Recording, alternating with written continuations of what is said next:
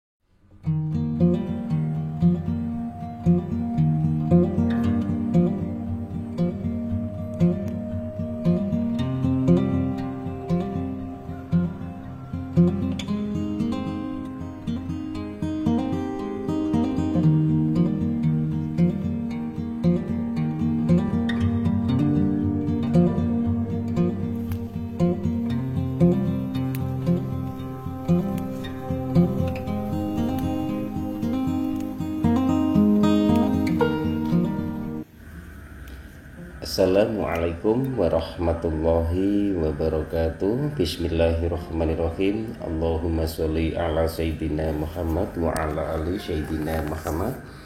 Berjumpa kembali dengan saya Heri Petani Indonesia, teman-teman. Pada kesempatan pagi menjelang siang ini, seperti biasa saya sedang melakukan pemetikan tanaman cabai, dan alhamdulillah harga buah cabai di tempat kami sekarang 85.000 untuk 1 kilonya itu di daerah Bogor, teman-teman. Kemudian di sini saya tidak membahas masalah pemetikannya, kemudian hasilnya berapa. Di sini saya ingin berbagi pengalaman dengan sahabat-sahabat tani semua. Bagaimana tata cara kami untuk melakukan perawatan tanaman cabai agar buahnya bisa rimbun, kemudian daunnya pun masih tetap segar dan hijau. Kemudian bagaimana tata cara mengantisipasi datangnya penyakit jamur, itu pun juga harus diwaspadai, tidak hanya fokus di harga yang mahal saja. Oleh sebab itu, budidaya tanaman cabai bisa dilakukan dengan baik dan menguntungkan bila menerapkan sejumlah teknik dan cara yang tepat.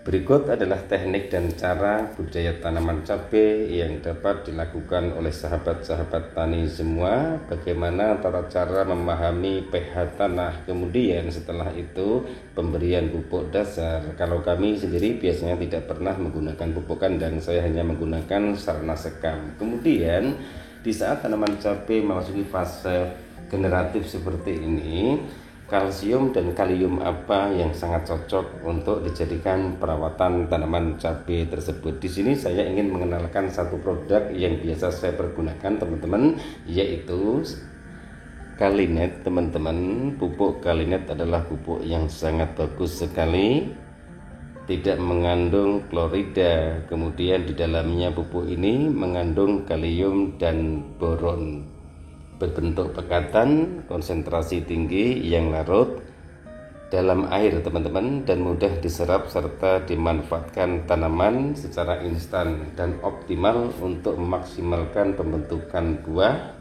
umbi, biji, dan masih banyak lagi gunaan. Kemudian yang kedua adalah kalha, teman-teman. Fungsi dari kalha sendiri, teman-teman, bisa mencegah dan mengatasi rontok bunga dan buah, memperlebat bulu-bulu akar sehingga menyerap ataupun penyerapan pupuk lebih maksimal, dan juga bisa memperbaiki penampilan buah dan ketahanan dalam penyimpanan, mengurangi dan menghambat pertumbuhan jamur ataupun patogen. Kemudian yang ketiga adalah Mordenful, teman-teman. Ini yang selalu saya pergunakan untuk saya jadikan perawatan tanaman cabai saya di fase vegetatif, teman-teman, tapi kadang-kadang di fase generatif juga masih saya berikan, tapi lebih fokus di fase vegetatif. Pupuk Mordenful adalah pupuk cair yang biasa diandalkan oleh para petani, khususnya petani cabai pada saat menuju fase vegetatif.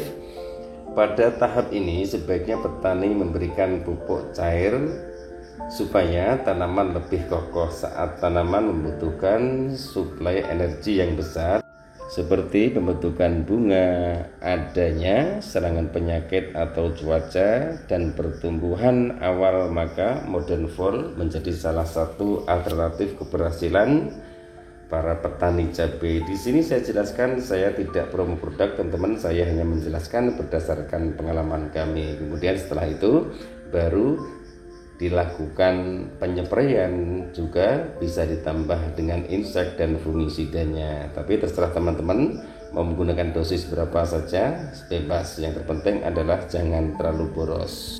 Kemudian insektisida Abazel. Insektisida Abazel silahkan teman-teman cek di video-video kami, saya hanya menggunakan insektisida ini. Kemudian yang kedua adalah Risotin. Insektisida Abazel ini, teman-teman, untuk mengendalikan hama trip pada tanaman cabai. Maksud kami adalah tanaman sayuran juga bisa. Hama trip menyebabkan keriting pada daun tanaman cabai yang kita budidayakan.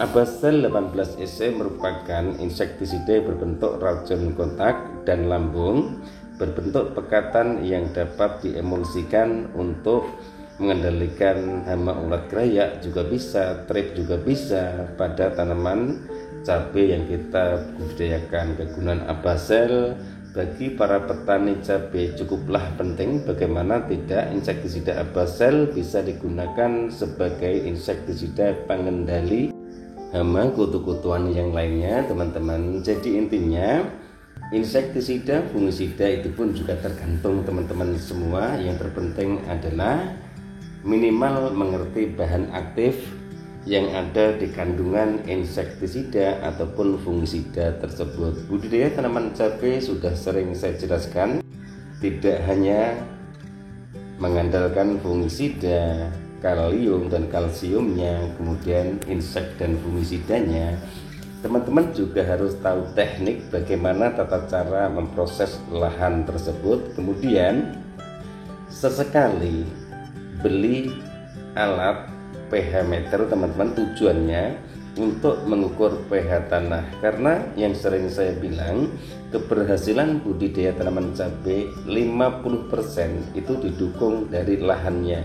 Jika pH tanah itu ideal, kemudian tanahnya itu gembur, penuh unsur hara dan penuh nutrisi, insya Allah tanaman cabai akan tumbuh secara sempurna. Kemudian setelah tanaman cabai dipindah tanamkan, tidak hanya mengandalkan pupuk dasar, kemudian tidak hanya mengandalkan pupuk NPK, tapi tanaman cabai juga perlu dikontrol, diperhatikan secara seksama apakah tanaman cabai sudah mulai terserang hama di fase vegetatif maupun di fase generatif.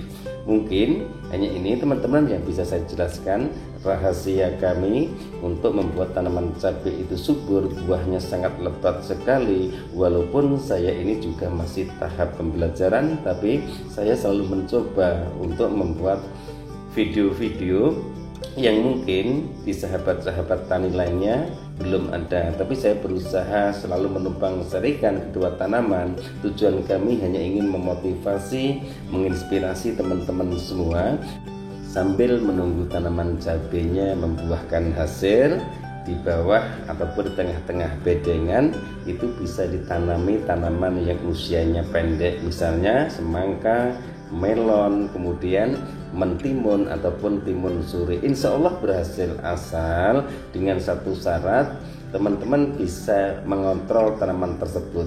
Usahakan kedua tanaman itu tidak saling merugikan, dalam arti tanaman melon tidak merambat ke tanaman cabai, jadi tidak saling tumpang tindih. Itu pun dengan cara yaitu diarahkan kedua tanaman tersebut. Tanaman cabai munculnya ke atas, tanaman melon merambat. Jadi yang harus diarahkan adalah tanaman semangka dan tanaman melon. Itu teman-teman video yang kami bagikan, mudah-mudahan bermanfaat. Saya yakin jika teman-teman menyimak video-video kami, semua video walaupun saya uploadnya itu step by step, teman-teman, satu pun tidak ada yang terlewatkan, mulai proses lahannya, penaburan dolomit, pencangkulannya, itu pun sudah saya update, selalu saya update di channel kami Heri Petani Indonesia.